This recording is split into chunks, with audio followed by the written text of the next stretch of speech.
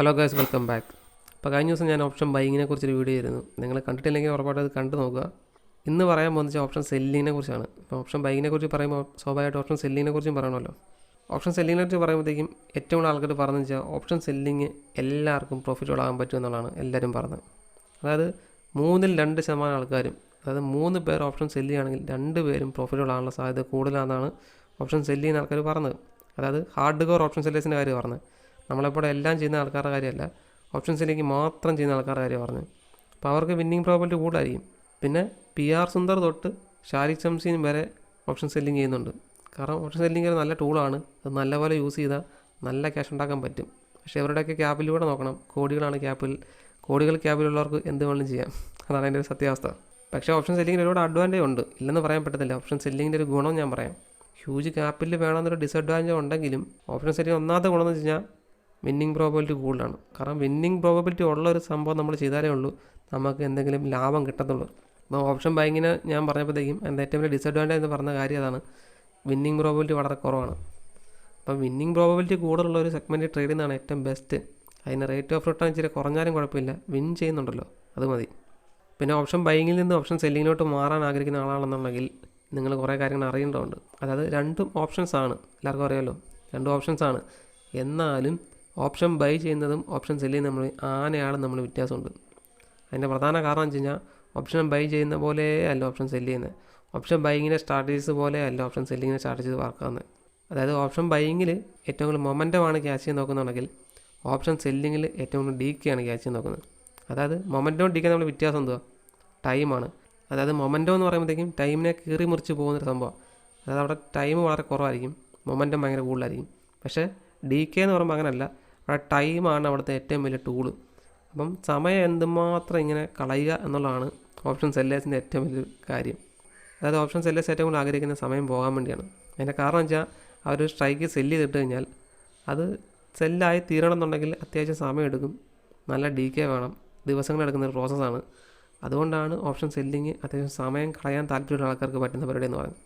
ഞാൻ വെറുതെ പറഞ്ഞാണ്, എന്നാലും അതിൻ്റെ റിയാലിറ്റി അതാണ്. ഓപ്ഷൻ സെല്ലേഴ്സ് ഏറ്റവും കൂടുതൽ സമയം പോകാൻ ആഗ്രഹിക്കുന്നു. കാരണം സമയം പോകുന്നതനുസരിച്ച് അവർക്ക് പ്രോഫിറ്റ് കിട്ടിക്കൊണ്ടിരിക്കും. പക്ഷേ ഓപ്ഷൻ ബൈങ്ങിൽ അങ്ങനെയല്ല. ഓപ്ഷൻ ബൈങ്ങിൽ സമയം പോകുന്നതനുസരിച്ച് ലോസ് ഉണ്ടാകാനുള്ള സാധ്യതകളാണ് അവിടെ കൂടുതൽ. പക്ഷേ 2 പേരുടെ വിന്നിങ് പ്രോബിലിറ്റി കമ്പയർ ചെയ്യുമ്പോഴത്തേക്കും ഓപ്ഷൻ സെല്ല് ചെയ്യുന്ന ആൾക്കാർക്കാണ് വിന്നിങ് പ്രോബിലിറ്റി കൂടുതൽ. പിന്നെ ഏറ്റവും കൂടുതൽ ആൾക്കാർ ചെയ്യുന്ന ഓപ്ഷൻ ബൈങ് ആണ്. നിങ്ങൾ ഉൾപ്പെടെ ഓപ്ഷൻ ബൈ ചെയ്തിട്ടുണ്ട്, പക്ഷേ സെല്ല് ചെയ്ത് എത്ര പേരുണ്ട്? വളരെ കുറവ് ആൾക്കാരായിരിക്കും ഓപ്ഷൻ സെല്ല് ചെയ്ത് നോക്കിയിട്ടുണ്ട്. ലൈഫിൽ ഒരിക്കലെങ്കിലും ഓപ്ഷൻ സെല്ല് ചെയ്ത് നോക്കിയ ആൾക്കാർ വളരെ കുറവായിരിക്കും. കാരണം ക്യാപിൽ അത്ര വേണ്ടതുകൊണ്ട് ഓപ്ഷൻ സെല്ല് ചെയ്യാറേ ഇല്ല. പക്ഷേ ഓപ്ഷൻ സെല്ല് ചെയ്യാൻ തുടങ്ങുമ്പോഴാണ് ഓപ്ഷൻ സെല്ലിങ്ങിൻ്റെ കുഴപ്പങ്ങൾ മനസ്സിലാകുന്നത്. അതായത് ഓപ്ഷൻ ബൈങ്ങിനുള്ള കുഴപ്പം പോലെ തന്നെ ഓപ്ഷൻ സെല്ലിങ്ങിന് ഒരുപാട് കുഴപ്പങ്ങളുണ്ട്. അപ്പോൾ ആ ഓപ്ഷൻ സെല്ല് ചെയ്യാൻ നോക്കുമ്പോഴത്തേക്കും കൃത്യമായിട്ട് നിങ്ങൾക്കത് മനസ്സിലാകും. അത്ര ഒരു ഫീൽ ഗുഡ് സംഭവമൊന്നും അല്ല ഓപ്ഷൻ സെല്ല് ചെയ്യുക എന്നുള്ളത്. അതായത് ഒരു ലോസ് വന്നു കഴിഞ്ഞാൽ വലിയ വലിയ ലോസുകൾ വരും.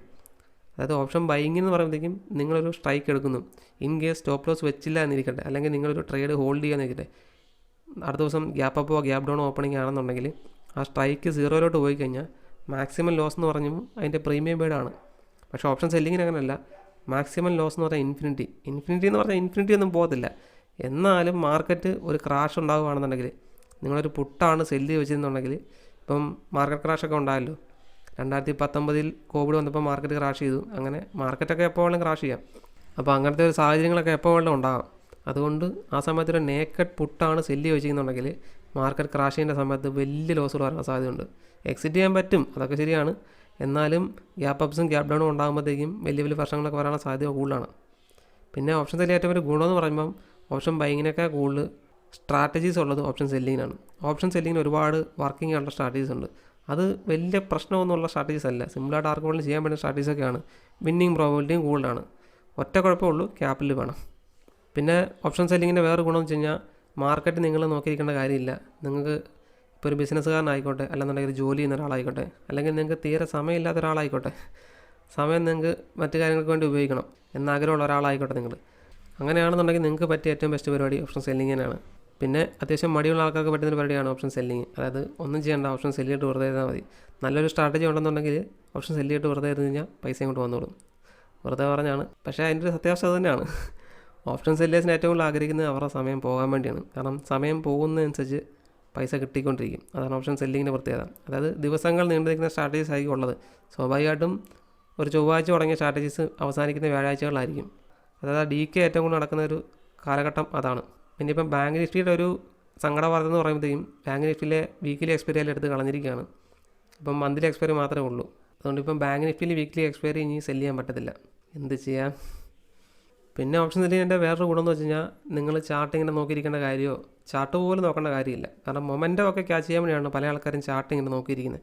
ഒരു ഡീഫോൾട്ടായിട്ട് സമയം പോകുന്നൊരു സ്ട്രാറ്റജി ഉണ്ടെന്നുണ്ടെങ്കിൽ ചാർട്ട് നോക്കിയിരുന്ന് കഷ്ടപ്പെടേണ്ട ആവശ്യമൊന്നുമില്ല. സ്ട്രാറ്റജി ഓണാക്കുക, മാറിയിരിക്കുക, എന്തെങ്കിലും ചെയ്യുക, ഓട്ടോമാറ്റിക്കലി വന്നോളും. ഇപ്പോൾ ഓപ്ഷൻ സെല്ലേഴ്സ് ചാർട്ട് നോക്കുമ്പോഴായിരിക്കും ഒരു പ്രശ്നം വരുന്നത്. അതായത് ചാർട്ട് നോക്കുമ്പോൾ ഒരു നല്ല മൂവ്മെൻറ്റ് കണ്ടാൽ അവർക്ക് പേടിയാകും. അതുകൊണ്ട് മൂവ്മെൻറ്റ് കാണാതിരിക്കുക എന്നുള്ളതാണ് ഓപ്ഷൻ സെല്ലേഴ്സിന് ഏറ്റവും കൂടുതൽ വേണ്ടത്. അപ്പം ഓപ്ഷൻ സെല്ല് ചെയ്യുക, മാർക്കറ്റിൽ നിന്ന് മാറുക, പ്രോഫിറ്റ് തന്നെ വന്നോളും. പക്ഷേ ഓപ്ഷൻ ബൈങ്ങിന് അങ്ങനെയല്ല.